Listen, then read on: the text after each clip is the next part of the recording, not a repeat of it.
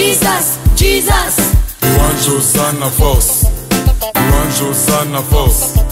Louange Hosanna force. Amen.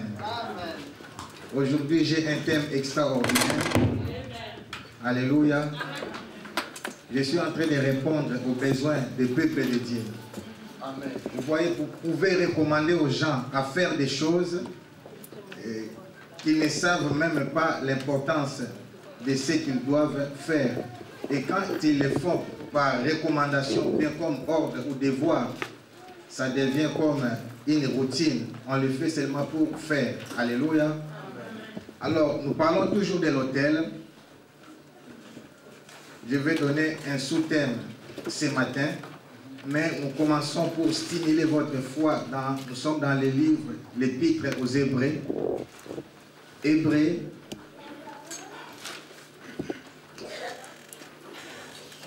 Hébreux chapitre 11. On va lire du 1er au 3e verset. Hébreux chapitre 11, du 1er au 3e verset. Vous y êtes? La Bible dit ceci, c'est extraordinaire, nous allons parcourir cet épître. Il est dit, or la foi est une ferme assurance des choses qu'on espère, on nous a beaucoup prêché ça, une démonstration de celles qu'on ne voit pas. Je ne vais pas surtout parler de ça, on connaît. Et au 2e verset, la Bible dit ceci, pour l'avoir possédé, les anciens ont obtenu un témoignage favorable. Et au 3e verset, il est écrit, c'est par la foi que nous reconnaissons que l'univers a été formé par la parole de Dieu, en sorte que ce qu'on voit n'a pas été fait des choses visibles. Alléluia. Or, la parole de Dieu est immuable. Nous voulons dire que ce principe est réel jusqu'aujourd'hui. Alléluia. Pourquoi? Ce verset, c'est un verset clé. L'auteur parle de la foi et il dit c'est pour l'avoir possédé que les anciens ont obtenu un témoignage favorable. Avant maintenant qu'il commence à parler de ces témoignages, il donne quelque chose de base. Amen. Qui est très importante, qui a fait que tous ces anciens ont obtenu des témoignages favorables. Il dit ceci, c'est par la foi que nous reconnaissons que l'univers a été formé par la parole de Dieu, en sorte que ce qu'on voit, écoutez, ce qu'on voit n'a pas été fait des choses visibles. Alléluia. Cela veut dire ceci, que tous ces héros, ils avaient compris un principe. Le spirituel, c'est la matière première. Alléluia. Et le matériel, c'est le résultat. Donc, le secret de leur réussite consiste à ce qu'ils croyaient et ils savaient que la réussite physique dépendait de la réussite spirituelle. Alléluia. Ils avaient la foi que tout ce qu'on voit a été créé par des choses invisibles. Donc dans leur tête, dans leur cœur, ils avaient ce principe de base. Écoutez-moi, c'est par rapport à ces principes que nous voyons et que nous reconnaissons l'importance de la philosophie, la science et la sagesse. Amen. Alléluia. Amen. Ceux qui sont intelligents me comprennent. C'est-à-dire, c'est pourquoi vous voyez des grands hommes, les gens qui ont réussi sur cette terre, ce sont des gens qui ont opéré par rapport à des grandes pensées. Ce sont des grands penseurs. Philosophie, ça veut dire aimer l'amour de la sagesse. Alléluia. Or, la sagesse, quand on parle de pensée, c'est la parole. Or, ce sont ces pensées, c'est cette sagesse qui, la parole est invisible, mais c'est cette parole qui influence le monde. Les grands hommes qui sont influents sur cette terre, ce sont des grands penseurs et des gens qui savent parler. Alléluia. Comment Obama a été intronisé? Il a commencé par écrire des livres. Et les gens, on a compris que c'était un grand penseur. Et on a compris, si on vote cette personne, il va mettre en pratique toutes ses pensées. Alléluia. Donc, ces héros ont compris que les secrets, les mystères consistent à vaincre ou à obtenir la victoire dans le monde spirituel et à les transférer maintenant dans le monde matériel. Et c'est ce que fait l'Église. Nous sommes aux épîtres des Hébreux. Quand vous lisez quelque chose dans la Bible, il faut comprendre l'origine. Pourquoi l'auteur est arrivé là? Pourquoi il est arrivé à cette conclusion? Alléluia. Amen. Le thème de ce matin, c'est l'autel. L'autel comme lieu de transfert des choses invisibles aux choses visibles. Amen. Amen. L'autel comme un lieu de transfert des choses invisibles aux choses visibles. Le problème, c'est quoi? Il faut être conscient et consciente que ces choses-là existent déjà dans l'invisible pour que cela soit transféré dans les visibles. C'est de cette façon-là que Dieu a créé l'univers, que Dieu a créé toutes choses. Alléluia. Amen. Je répète, l'autel comme lieu de transfert des choses invisibles aux choses visibles. Quand vous allez dans une agence, vous avez des choses à faire. Écoutez, peuple de Dieu, l'église c'est comme une agence. Quand vous allez dans une agence, vous avez des choses à faire. Il n'y en a pas d'autres. Soit vous allez accompagner quelqu'un. Mais si vous y entrez seul, c'est que vous n'avez que des choses à faire. Vous les connaissez. Faire quoi? Amen. Donc vous avez des choses à faire.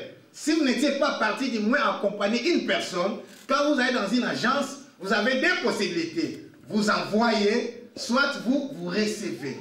Écoutez-moi, quand nous venons à l'église, il n'y a que deux possibilités. Alléluia. Mais ce qui est la bonne nouvelle, à l'église, tu peux envoyer et recevoir dans le même culte.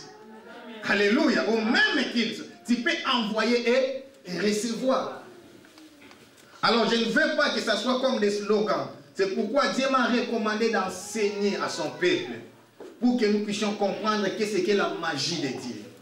Écoutez-moi, peuple de Dieu, je suis en train de prier et j'ai compris que les niveaux de la connaissance des enfants de Dieu sont tellement inférieurs au plan de Dieu. Parce que jusqu'à présent, les enfants de Dieu ont peur des sorciers. Jusqu'à présent, les enfants de Dieu ont peur des magiciens, des féticheurs. Or, tous ces gens-là sont tellement inférieurs. Écoutez, je vous ai déjà prêché. Dieu va faire de nos ennemis notre marche pied. Donc, oh Jésus, ils ne peuvent même pas se comparer à nous. Pourquoi, Papa Paul? Parce que nous ne connaissons pas l'influence de notre sacerdoce. Alléluia. Tous ces gens-là sont inférieurs. Parce que notre sacrificateur est au-dessus de tous les cieux. C'est vous imaginez. Tous les sorciers, les magiciens, les féticheurs opèrent sous les pieds de Jésus-Christ. Donc notre sacerdoce est tellement supérieur à leur sacerdoce. Leurs autels sont inférieurs à notre autel. Alléluia. Amen. Donc c'est pourquoi nous avons besoin de comprendre, d'avoir la connaissance exacte du fonctionnement de notre sacerdoce. Tu peux avoir la magie, tu peux avoir un fétiche, tu peux avoir, c'est pas, une calebasse de la sorcellerie. Mais si tu ne connais pas, tu n'as pas la connaissance, ou bien la manière dont cette, comment dirais-je, magie, sorcellerie fonctionne, ça n'aura aucun effet dans ta vie. L'autel est très dangereux. Il se passe des choses ici. Alléluia. J'ai dit les anges, vous voyez comme je suis là. Les anges montent et descendent. Ce n'est pas par hasard, quand les gens se marient, viennent prêter serment devant l'autel. Parce que devant l'autel, il y a la présence de Dieu. Et dans un lieu de transfert, il y a rencontre des deux mondes. Donc il y a l'autel, c'est la porte du monde visible au monde invisible. C'est pourquoi vous verrez pour des magiciens de haut niveau, ce n'est pas des magiciens de bas niveau. Ils ont des loges dans leur maison. C'est-à-dire qu'il y a une chambre mise à part. Quand il entre dans cette chambre, c'est pour aller dans l'autre monde. Dans sa chambre, il y a l'autel. L'autel satanique. Et c'est l'autel satanique qui va faire en sorte que son corps physique va rester. Mais son esprit va aller en contact avec les deuxièmes mondes. Alléluia. C'est ce que nous voulons apprendre. Comment maintenant l'autel fonctionne. Alléluia. Nous commençons Hébreu. Recule seulement dans ta Bible. Recule seulement. Hébreu 4. Je vais lire 14 jusqu'au 16e verset. Et nous allons jusqu'au Hébreu 5, verset 1. Comment maintenant l'autel fonctionne? Parce que le problème, je vous ai expliqué, l'autel, c'est comme les liens, des transferts des choses invisibles aux choses visibles. Comment maintenant ces transferts fonctionnent? Qu'est-ce qui se passe devant l'autel? Quel est ce mystère? Amen. Vous y êtes? Hébreu chapitre 4, je commence au 14e verset. Écoutez maintenant la supériorité de notre sacerdoce. J'ai la Bible des titres. Dans ma Bible, il est écrit la supériorité du sacerdoce de Jésus-Christ.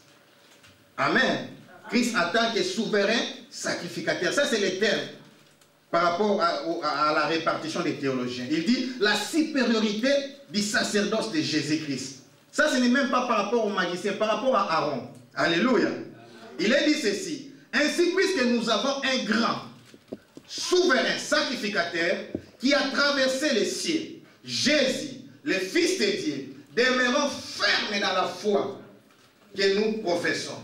Car nous n'avons pas un souverain sacrificateur qui ne puisse compatir à nos faiblesses. Au contraire, il a été tenté comme nous en toutes choses, sans commettre de péché.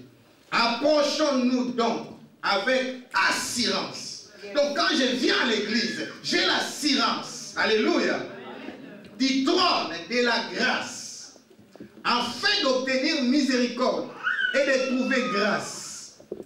Écoutez maintenant, pour être secouru dans nos besoins. Alléluia. C'est-à-dire, quand j'ai un problème, quand je suis dans des difficultés, l'endroit idéal est sûr, certain, là où je peux aller pour demander le secours, c'est d'abord devant l'autel, à l'église. Alléluia. Écoutez-moi le principe. Souvent, nous faisons ceci. Quand on est dans des difficultés, nous commençons à prendre notre téléphone, commencer à appeler les gens. La Bible dit, c'est Dieu qui incline le cœur du roi à notre faveur. C'est-à-dire, nos besoins auront des réponses si il y a le mystère du transfert des choses invisibles aux choses visibles. Moi, je viens d'abord devant l'autel. Je plaide. Quand mon intention sera acceptée, agréée, peuple de Dieu, quand je vais commencer à appeler, Dieu va disposer les cœurs. Et il y a des grands témoignages. C'est prouvé. Il y a même des gens qui n'ont pas eu le temps de demander. Quelqu'un l'appelle et il lui donne la réponse de ce qu'il était en train de chercher. Amen. Alléluia. Peuple de Dieu, les gens en Afrique, précisément en RDC, vivent par la foi parce qu'ils connaissent l'importance de l'autel. Quelqu'un vient au culte, il ne sait pas qu'est-ce qu'il va manger le soir. Mais parce qu'il a pleuré devant l'autel, le soir, un corbeau vient pour le bénir. Et il y a plein de témoignages. Alléluia. Donc ici, il y a des réponses à nos problèmes. Maintenant, au chapitre 5, verset 1. En effet, là je ne parle pas encore du fonctionnement. Maintenant, le fonctionnement commence. En effet, tout souverain sacrificateur pris du milieu des hommes est établi pour les hommes dans le service de Dieu. Écoutez, afin de présenter des offrandes et des sacrifices pour les péchés. Alors directement chapitre 8. Lis ce qui est écrit là, n'oublie pas la conclusion. Chapitre 5, verset 1. Afin de faire quoi? De présenter des offrandes et des sacrifices pour les péchés. Chapitre 8. Là, on parle de Jésus-Christ. Hébreu chapitre 8, je commence au premier jusqu'au 3e verset. Vous y êtes? La Bible dit ceci. Le point capital de ce qui vient d'être dit, c'est-à-dire par rapport à la supériorité du sacerdoce de Jésus-Christ, c'est que, écoutez, nous avons un tel souverain sacrificateur. C'est-à-dire, nous n'avons pas n'importe quel souverain sacrificateur. Notre souverain sacrificateur est tellement supérieur. Donc, l'auteur de cette épître est en train de s'étonner, de s'inquiéter, de pleurer. Il est préoccupé. C'est comme si on te dit, s'il y a un père qui est tellement puissant, qui a beaucoup d'argent, et on regarde ta vie, tu es en train de souffrir. Donc, tu souffres par ignorance, parce que ton père ne manque de rien.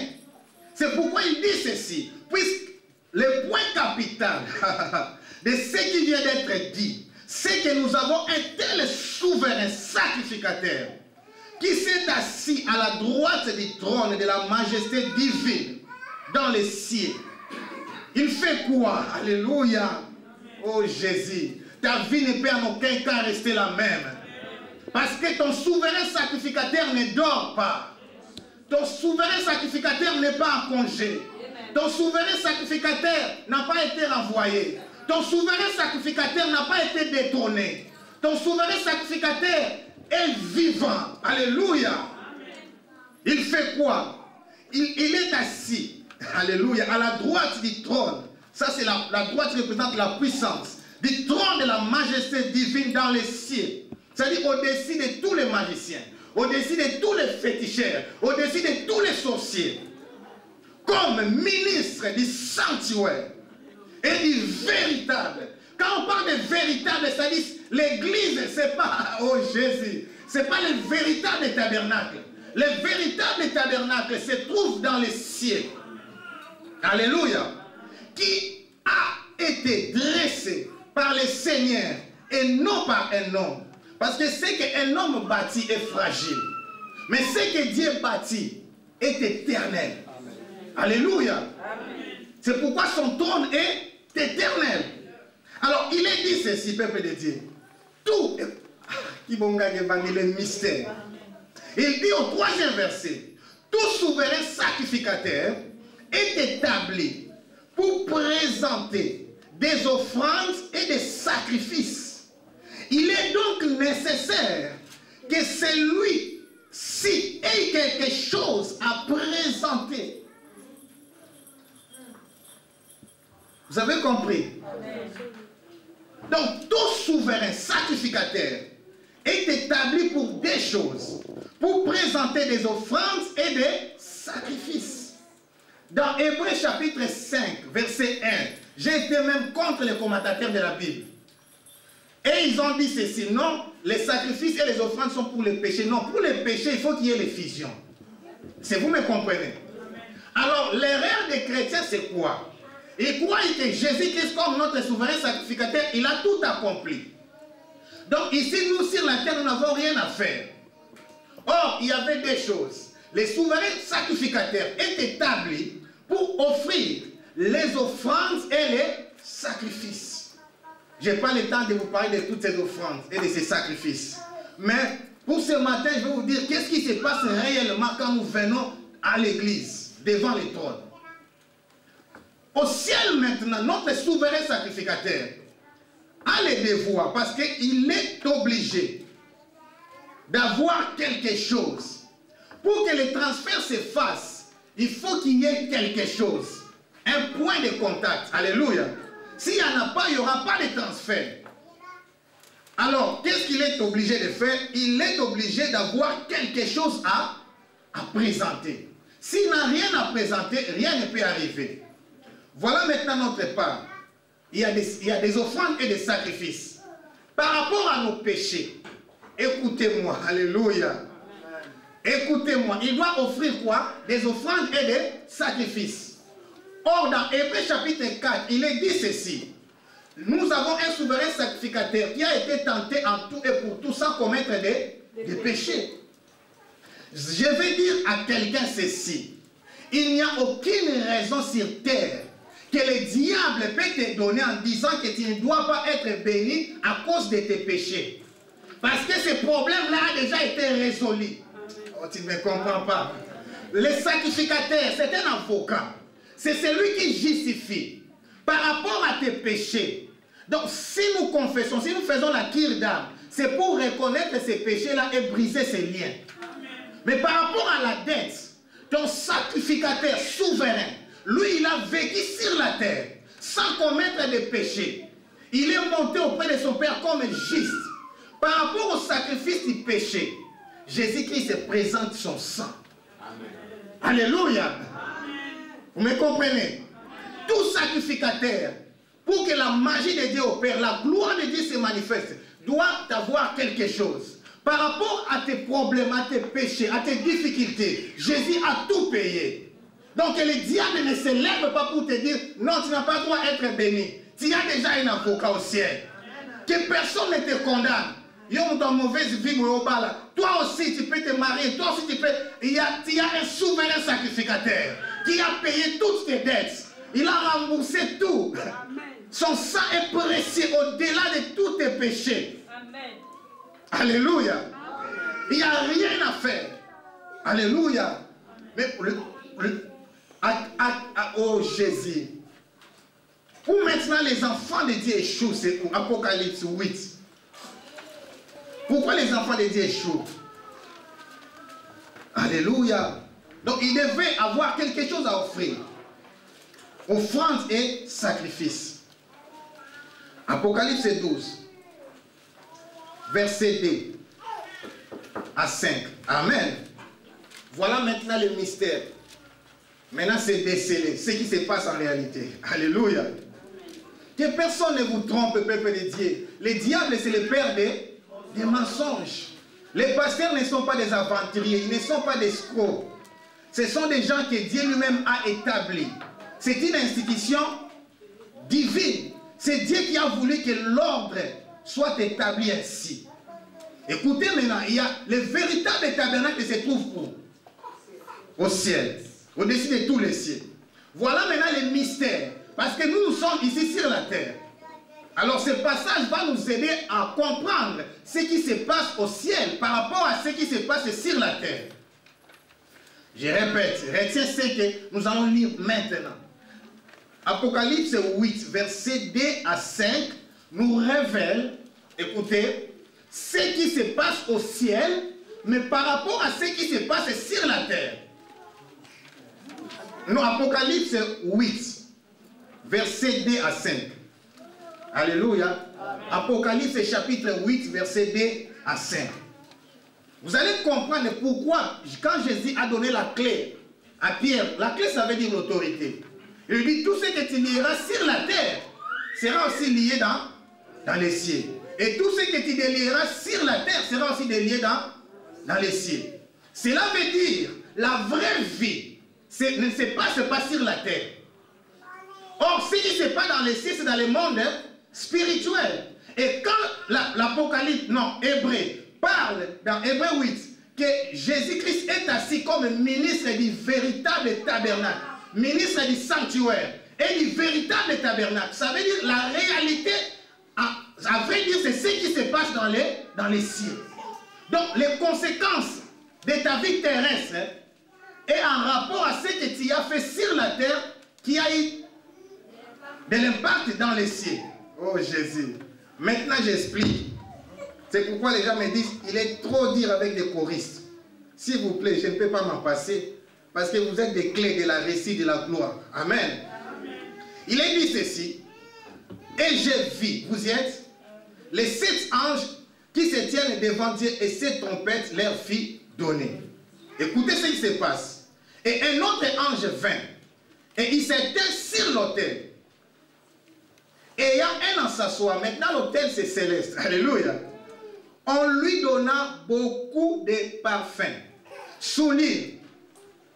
Comment? Dans vos versions, il est écrit comme ça. Papé.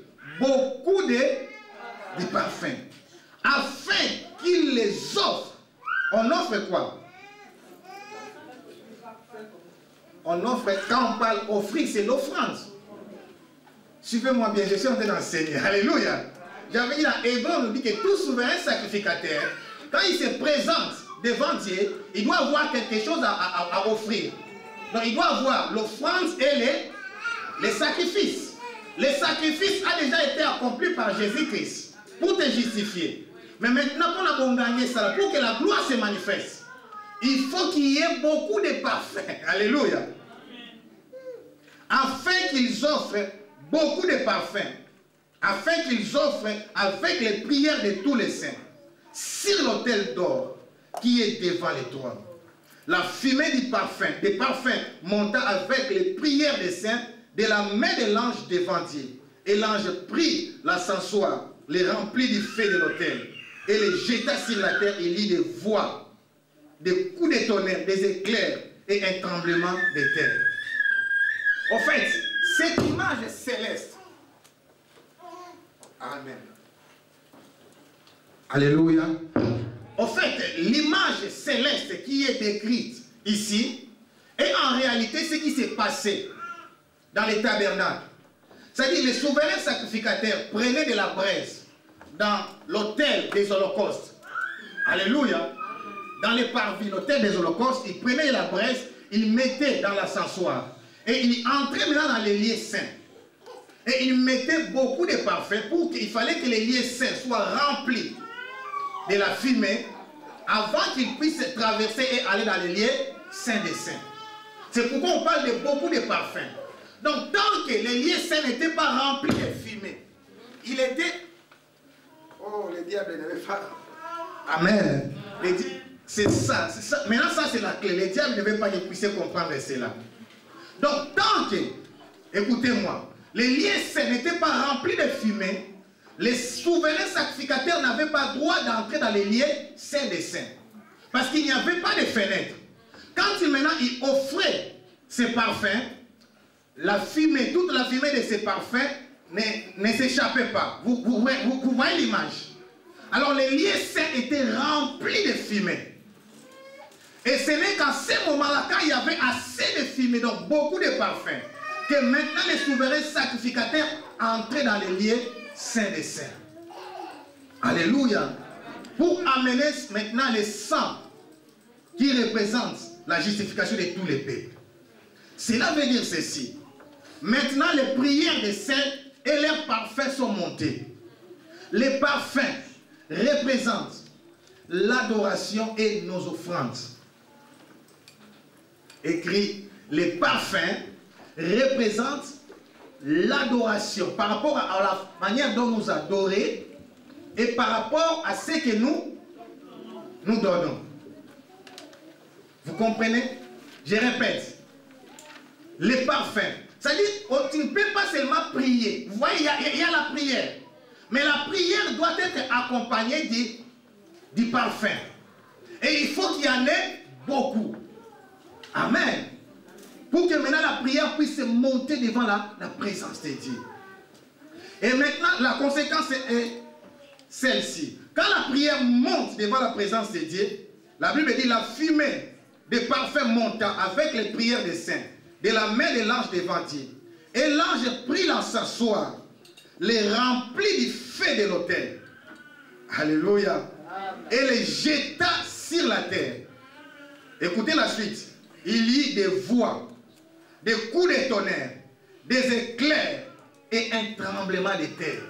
Ça, c'était par rapport aux prières faites par ces saints. Alléluia.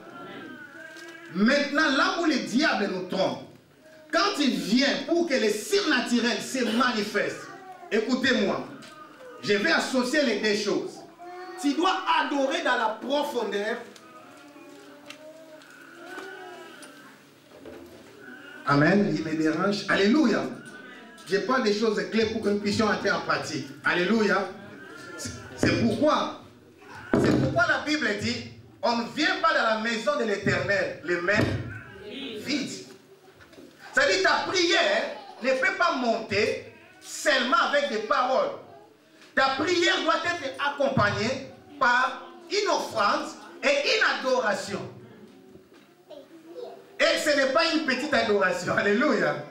Si tu ne peux pas donner une grande offrande, mais parce que ça peut vous troubler. Mais ça, c'est une réalité. Écoutez-moi. Entre l'offrande, l'argent et l'offrande de l'adoration, ce qui importe chez Dieu, c'est plus l'offrande de l'adoration. Je suis en train d'enseigner. Là, je parle calmement et à ceux qui vont dire je me suis contredit. Non. Je vais vous donner un exemple simple. Amen. J'ai dit devant Dieu, l'odeur agréable dépend de l'attitude de ton cœur. Vous comprenez cela? Quelqu'un peut avoir 5 euros, mais il aime tellement Dieu. Alléluia. Il aime tellement Dieu. Et c'est tout ce que cette personne a. Il vient de tout son cœur pour adorer avec ses 5 euros. Il dit, mon Dieu, je t'aime tellement. J'avais tellement beaucoup à te donner. Et je te donne tout ce que j'ai. Ces 5 euros vont monter devant la présence de Dieu avec son adoration. Comme l'offrande d'une bonne odeur. Qu'un partenaire. Je ne suis pas contre ces gens-là.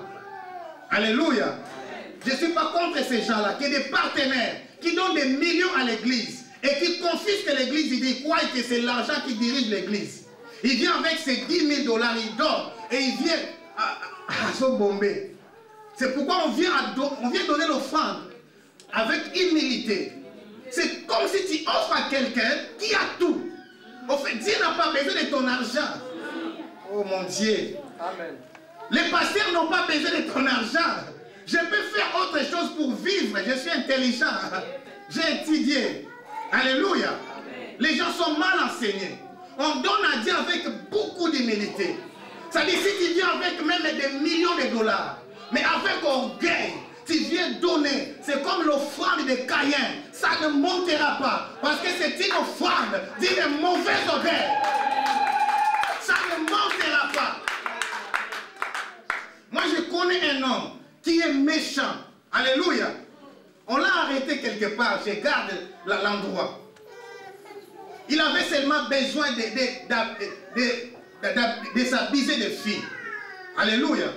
Et quand il vient pour te draguer, ma sœur, il te donne beaucoup d'argent. Et il accepte, surtout pour des sœurs en Christ. Vous savez comment il réussit à avoir des sœurs en Christ? Il disait, je vais t'épouser. Tu acceptes. Et il ne faisait qu'épouser en France, en Hollande, quelque partout. Et quelque part, on l'a arrêté, on a compris son jet. Mais quand il te parle, il te donne des choses, tu crois que c'est l'amour. Mais au fond, il sait ce qu'il cherche. Alléluia. Cela veut dire ceci. Dieu aime un cœur. C'est pourquoi l'apôtre Paul dit dans Romains, je vous supplie avec compassion d'offrir vos corps, alléluia, comme des sacrifices, vous comprenez, d'une bonne odeur, agréable auprès de Dieu, ce qui sera pour vous un culte d'adoration favorable. Donc ce qui importe, c'est l'attitude de ton cœur. Et l'attitude de ton cœur, ce que Dieu te demande, c'est de manifester un amour intense. Tu adores dans la profondeur. Donc l'adoration, c'est la clé de la gloire. Mais ne négligez pas. On n'adore pas mais vite. Écoutez-moi, vous pouvez comprendre. Les mages savaient l'importance de l'adoration. Ils ont fait des ans de voyage.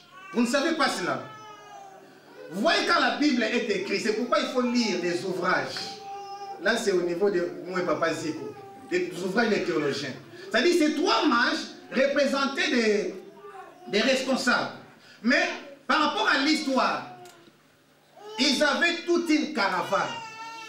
Ils se déplaçaient de lieu en lieu. Ce n'était pas n'importe quoi. Pour aller seulement adorer le roi qui vient de naître. Ceux qui connaissaient les bénéfices de l'adoration.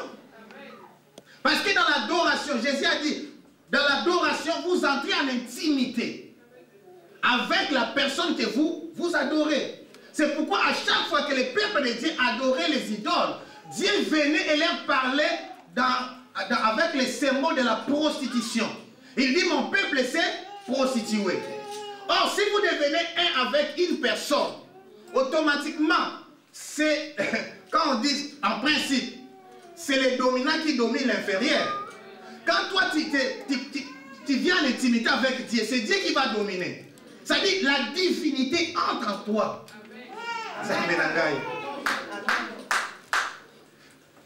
Voilà maintenant comment l'équibonganga, ça fonctionne.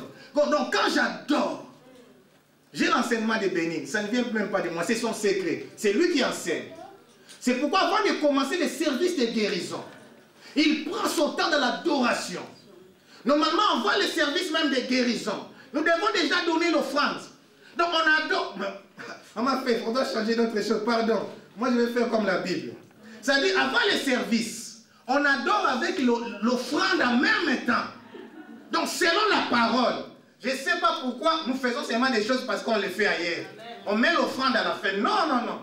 Voyez, les souverains sacrificateurs ne pouvaient pas avancer s'ils n'avaient pas d'abord au préalable donné des eaux. Vous comprenez le tabernacle? Amen. Donc, il fait d'abord l'offrande des holocaustes pour les péchés. Alléluia. Il entre, il fait aussi l'offrande devant l'autel des parfums. C'est en ce moment-là maintenant qu'il entre dans les lieux saints.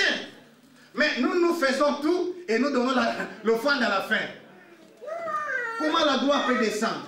Parce que ton offrande, écoutez maintenant, je vais vous parler. L'offrande physique, matérielle, c'est l'expression de ton amour intérieur.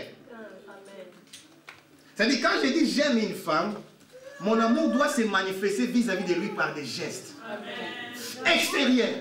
Alors l'offrande, c'est l'expression extérieure de ton amour vis-à-vis de ton Dieu. Dieu n'a pas besoin du bon temps, mais il a besoin de l'attitude et du cœur. C'est pourquoi vous verrez, je parle en français, vous verrez un jeune homme qui n'a pas assez d'argent. Vous croyez, vous disiez, il est n'importe qui. Mais une fille d'un riche l'apprécie plus que même un enfant d'un autre riche. Parce qu'il aime tellement cette fille dans tout son cœur. Quand quelqu'un t'aime, même si il te donne un cadeau de petit prix, qui n'a pas beaucoup de valeur, mais c'est l'expression et l'acte ou les gestes qui comptent. Alléluia. Alors, comment maintenant la divinité va s'opérer? Quand l'adoration est bien accomplie, devant l'autel maintenant, vous allez comprendre pourquoi il faut qu'il y ait une personne. Dieu maintenant va descendre. Quand Dieu va descendre, il ne peut pas descendre dans les vides. C'est pourquoi on a établi des pasteurs. Écoutez, Jésus dit ceci. Celui qui est descendu dans les régions inférieures, c'est celui qui est monté au-dessus de toutes choses. C'est pourquoi maintenant l'homme de Dieu est établi. C'est-à-dire après les offrandes et l'adoration, Dieu lui-même descend. Il entre maintenant dans le corps de l'homme de Dieu. Et maintenant les paroles qu'il va commencer à déclarer ne sont plus ses paroles, c'est Dieu qui libère. Donc tu ne peux pas commencer le service si l'offrande n'a pas été donnée. Si la gloire n'est pas encore descendue. Vous comprenez? En ce moment-là, quand la gloire descend, maintenant l'autel est devenu l'autel. C'est compliqué, c'est la tautologie, non. C'est-à-dire l'autel maintenant entre en fonction, joue le rôle préparé par Dieu. C'est-à-dire la divinité. Un homme de Dieu était puissant, Dieu l'utilisait. À un moment de ses services de guérison, il tournait le dos pour dire maintenant ce n'est plus un homme, c'est Dieu qui parle. Et en tournant son dos, il commence à donner des prophéties sur des guérisons, des messages avec des précisions. Alléluia. Donc, cet endroit est très dangereux. Nos vies peuvent aller de l'avant devant l'autel. Alléluia. Qu'est-ce qui se passe? Maintenant, quand nous donnons des offrandes ici, le transfert se fait, Papa Paul. L'Apocalypse nous montre maintenant l'ange qui était au ciel. Je vais vous parler de son origine. L'ange qui avait beaucoup de parfums et de prières. D'où vient-il? Il vient de la terre. C'est lui qui avait pris maintenant les offrandes là. Alléluia. Et ces prières-là, il monte avec au ciel. Amen. Jésus. Et quand ces offrandes, là maintenant, sont offertes au ciel. Alléluia. Et en ce moment-là, maintenant, le ciel va déverser. Vous comprenez le principe? Est-ce qu'on est obligé de respecter la parole ou bien de continuer par rapport au coutumes? Respecter la parole. On nous ment. Comment tu peux attendre la réponse et tu donnes l'offrande après? C'est l'offrande qui va influencer. C'est pourquoi Anne avait compris. Il a donné l'offrande à crédit. Voilà l'offrande de crédit. Et J'ai dit, Seigneur, si tu me bénis, l'enfant là sera consacré. Ça veut dire que tu peux toucher même à ton compte. Tu donnes. Tu dis, Dieu, si tu agis. Il n'y a pas une intention de prière sans offrande et adoration. Il n'y a pas. Donc, ma mère avait volé le mariage d'autrui. Je dois donner plus que les autres. Si vous donnez peu parce que vous avez une bonne vie. C'est pourquoi cette prostituée a donné plus. Salomon a donné plus qu'aucune personne. C'est ce que les gens oublient. Dieu est descendu après l'offrande de Salomon. Donc, c'était pendant la dédicace du temple. Il a tellement offert des offrandes que la gloire de Dieu avait rempli le temple. On ne pouvait plus y entrer. Et c'est la nuit maintenant que Dieu est venu. On peut dire, il y a une différence. Toi, tu cherches Dieu, mais il y a une dimension des offrandes de Dieu qui quitte le ciel. Donc Dieu n'est pas injuste. Donc le ciel bouge par rapport à ce qui se passe sur la terre. Amen. Si Salomon n'avait pas offert comme ça, là, Dieu n'allait pas descendre. Il y a d'autres dossiers, le président lui-même dit non, non, non, celui-là est spécial. Moi-même, je descends. Alléluia. Donc Dieu est descendu par rapport à ce qui s'est passé sur la terre. C'est pourquoi Dieu est descendu. Vous connaissez l'histoire de cet homme, alléluia, qui donnait beaucoup des offrandes et que Pierre a eu la vision. Vous connaissez l'histoire de Corneille. Amen. On lui a dit que tes aumônes sont montés. Donc ce sont les anges. L'autel, les liens de transfert. Des choses invisibles aux choses visibles. Écoutez-moi, quand on dit, il y a les dieux qui appellent les choses qui n'existent pas comme si elles existaient. On ne comprend pas. Pour prendre de l'argent dans ton compte, il faut qu'il y ait de la provision. Amen. Tu ne peux pas demander des choses invisibles de devenir visibles si tu n'as pas de provision invisible. Oh, tu ne comprends pas. Pour faire le transfert de l'invisible au visible, il faut prendre le visible, transférer à l'invisible. Et dans l'invisible, le visible se transforme d'une manière exponentielle. Donc par multiplication. Donc je sème 5 euros sur la terre. Elle monte là-bas au ciel. C'est la provision maintenant invisible. Et maintenant, quand la provision invisible va descendre pour se transformer à la bénédiction visible, ça va se multiplier d'une manière exponentielle. Donc, d'une multiplication.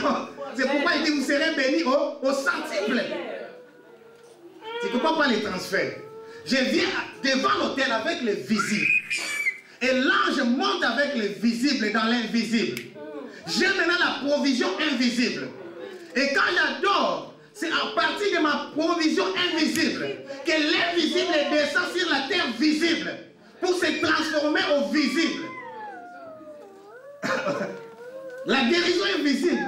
C'est pourquoi il n'est pas nécessairement dit, quand tu fais le transfert de l'argent, tu vas récolter de l'argent. Ah oui. C'est-à-dire ta guérison peut venir d'un don. Amen. Tu donnes un don à l'église. L'offrande monte là-haut et la guérison descend. Amen.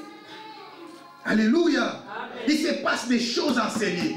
Jésus a commencé son ministère. C'est lui le véritable tabernacle. Il a dit désormais, vous verrez le ciel ouvert. J'aime ce passage. Il n'a pas dit que les anges descendent et montent. Même Jacob n'a pas vu les anges descendre et monter. Mais les anges montaient et descendent. Il faut comprendre le mouvement. Alléluia. Amen. Donc le mouvement terrestre commence par la terre. Il faut que ça monte pour que ça descende. C'est pourquoi au désert, il n'y a pas de pluie. Parce que rien ne monte au désert. Rien ne peut encore non plus descendre. Alléluia. Quand l'adoration monte, quand les offrandes montent, la pluie va tomber. La bénédiction va tomber. La gloire de Dieu va tomber. Et aucun démon, aucune puissance, non comme mon côté, Satan moi si mon côté, aucun péché ne peut t'empêcher d'atteindre ou d'entrer dans ta destinée.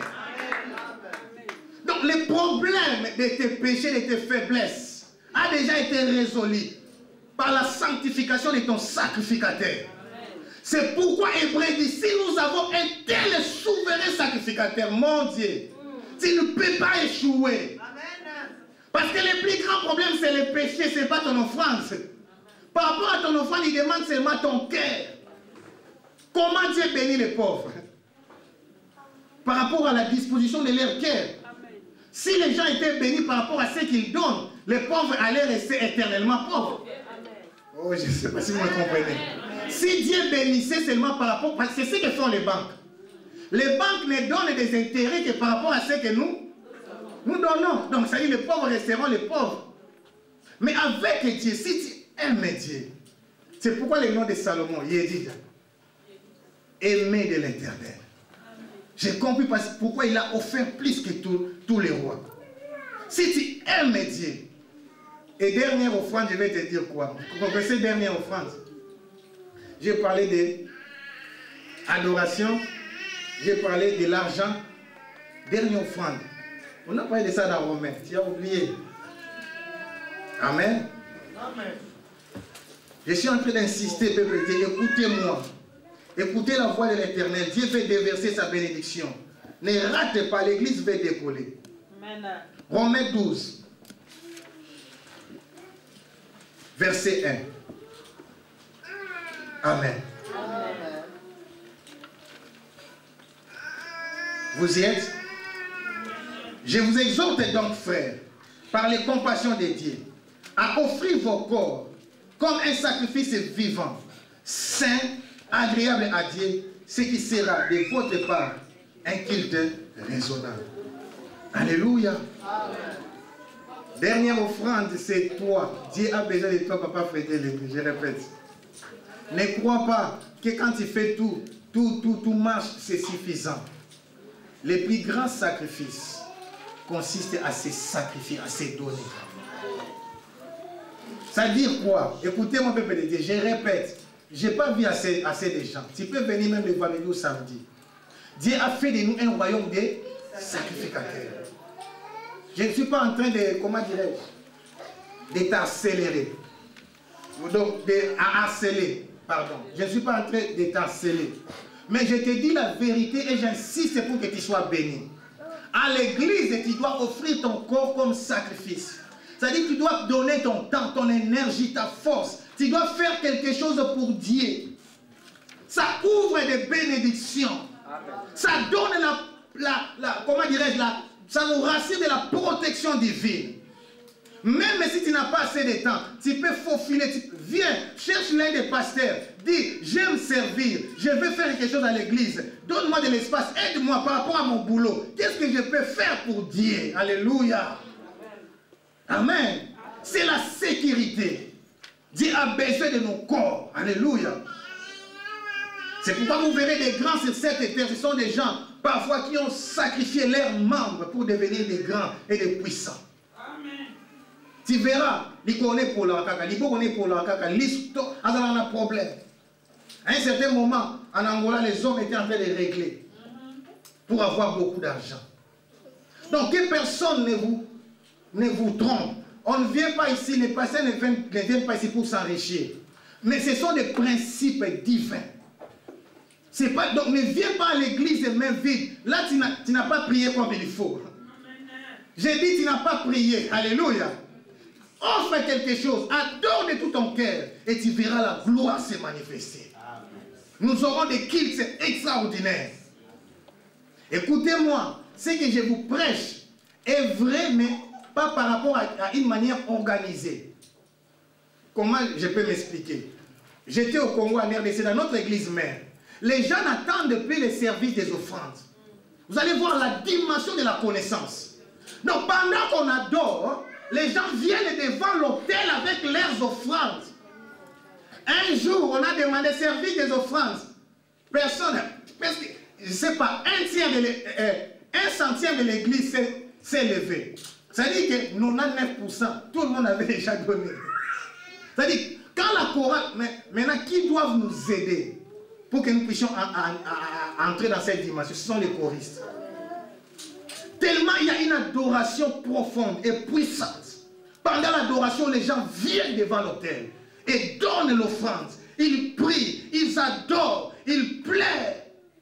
Quand tu aimes, tu dois déverser ton amour. Donc le plus grand défi, ce n'est pas ce que tu donnes, c'est l'attitude que tu as en donnant cette offrande. Amen. Vous voyez les gens entrer dans la présence de Dieu. Donc là, les prédicateurs n'ont même pas encore commencé la prédication. La gloire se manifeste. Le Dieu de la Bible, le peuple de Dieu est fidèle. Amen. Et vous verrez quand le prédicateur va monter, comme l'offrande était déjà montée, comme les anges sont déjà montés avec l'offrande, et toutes les paroles du prédicateur ne seront que des réponses célestes. Amen. Au tabernacle, la réponse venait après l'offrande. Les lieux saints des saints, c'était là où maintenant Dieu parlait au souverain sacrificateur pour les peuples. Vous voyez, la réponse arrive après. Alléluia. La réponse vient après l'offrande. C'est pourquoi, peuple de Dieu, les diables, il y a l'hérésie. Il y a des faux docteurs, des faux apôtres qui sont en train d'enseigner que la dîme, c'est la loi. Non, que ce soit l'offrande, la dîme, ce n'est pas la loi. La loi est liée au sacrifice. L'offrande avait commencé déjà dès le départ. Quand on aime, on donne. Quand j'aime quelqu'un, lui donner, c'est une loi? Non. Soyons quand même raisonnables. Non, si tu aimes quelqu'un, tu lui donnes quelque chose, c'est une loi. Non. Ce n'est même pas un devoir, je ne sais pas. Donc c'est naturel. Quand on aime, on donne. C'est pourquoi le plus grand verset de la Bible, j'appelle ça le plus grand verset. Vous connaissez ça? Jean 3,16. La Bible dit, car Dieu a tant aimé le monde qu'il a donné son Fils unique. Vous comprenez? C'est le plus grand. Et c'est pourquoi il est dit, il y a la plus grande joie à donner qu'à recevoir. Amen. C'est-à-dire, quand vous donnez à l'église, vous faites seulement les transferts. Amen. Vous ne perdez rien. Amen. Et pourquoi il y a une plus grande joie? Parce que vous avez l'assurance que votre transfert sera multiplié d'une manière exponentielle. Amen. C'est pourquoi dans la vie, ne sois pas jaloux. Il y a des gens qui ont des provisions, des bénédictions. Amen. Laissez-moi vous aider, je vais conclure par là. La bénédiction de Joseph était liée à tous les sacrifices d'Abraham, d'Isaac et de Jacob. Il ne pouvait pas être un enfant ordinaire. Amen. Et vous verrez en Égypte que c'était extraordinaire. Tout ce que Joseph touchait était béni. Amen. Il prospérait d'une manière extraordinaire. Parce qu'il y avait des provisions invisibles. Donc on ne peut pas s'attendre de la bénédiction physique. Donc les transferts se fait des choses visibles qui montent par des anges pour être provisionnés comme des choses invisibles et qui seront déversées par des mêmes anges pour se transformer aux bénédictions visibles. Aime l'église. Je vis. C'est pourquoi David dira, un jour dans tes parvis, vaut mieux combien? Et là, dans l'ancienne alliance, il parle de parvis. Or, nous, dans Hébreu, devant les trônes, oh Jésus. C'est pourquoi il dit, si vous avez un tel sacrificateur, ça veut dire ceci. Aucun sorcier, aucun féticheur ne peut te défier et te vaincre. Amen. Amen. Écoutez maintenant ta chance de la victoire. Quand un sorcier vient t'attaquer, tu as déjà 50% de la victoire par rapport à ce que Jésus a fait. Amen.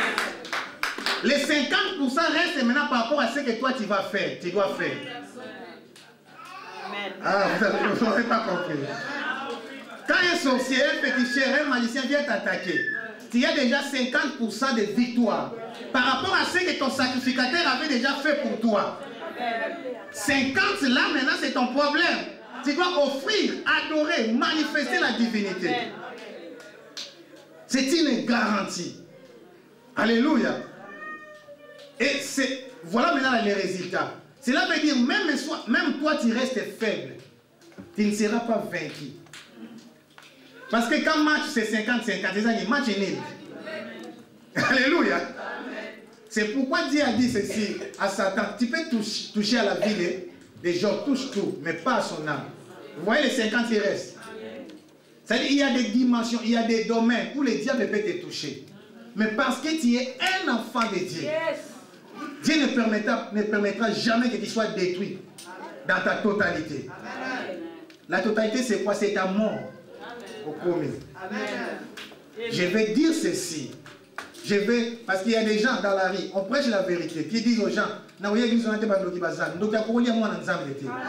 So yo kimi ndoki oye bi nzambe te. Yo mi ndoki yo kimi moto. C'est ça la conclusion. Alléluia. Donc 50% là qui reste c'est ta vie. Pourquoi? Vous allez me dire, mais par quelle conclusion? Jésus a donné quoi pour que toi tu sois sauvé? Sa vie. Qui peut encore te ôter la vie? Parce que ça a déjà été donné. Comment on peut te manger?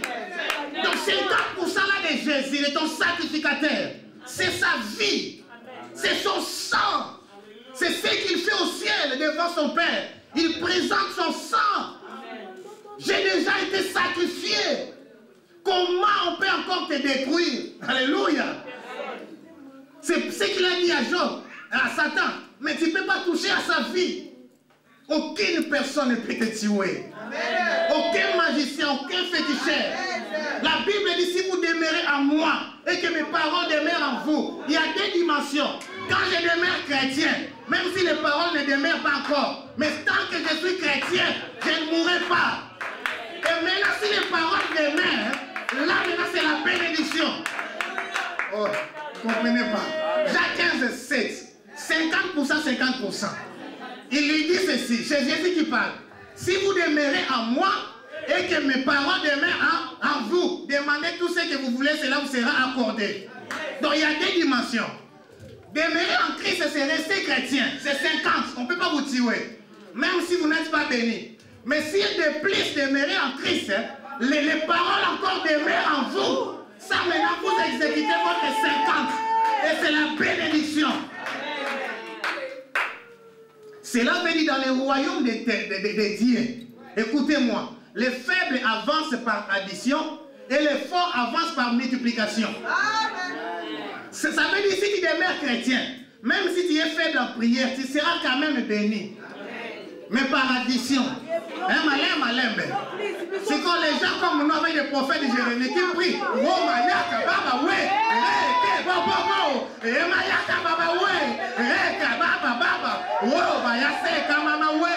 Et ils avancent par multiplication. Wow! Dis wow! Wow! Je suis venu stimuler ta foi. Lève-toi. Sois fâché. Lève-toi. Sois fâché. Commence, entre en prière. Entre en prière. Oh, tu vas donner l'offrande de toi-même. Je vais faire seulement l'offrande du mariage. Pour l'église, tu vas donner toi-même.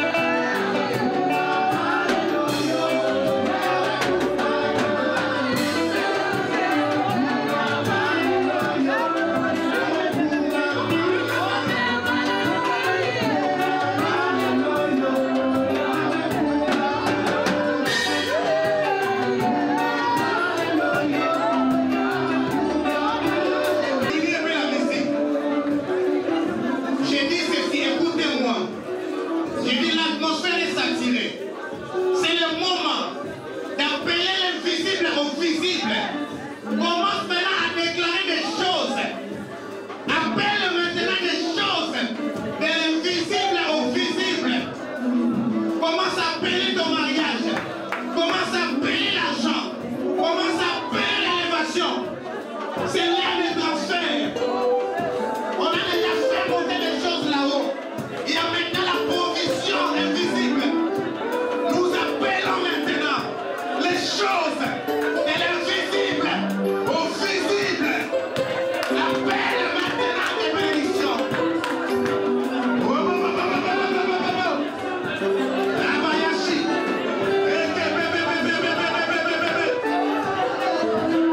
Abayase. Abayashi.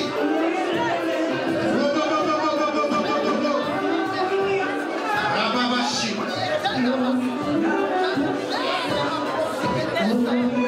Oh, merci Seigneur. Merci Jésus. Merci Jésus. Merci. Nous acclamons le roi des rois. Nous acclamons le tout-puissant.